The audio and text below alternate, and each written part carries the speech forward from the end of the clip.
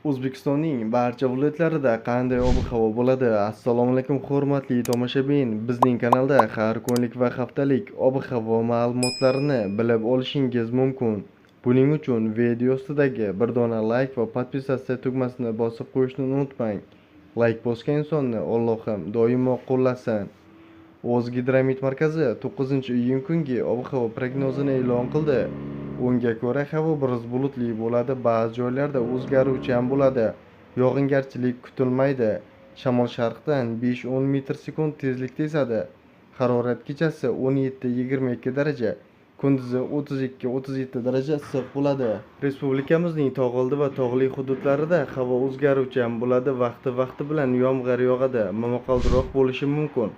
Shamol sharqdan 7-12 metr/sekund tezlikda esadi. Momaqaldiroq paytida 12-17 metr/sekundgacha kuchayishi mumkin.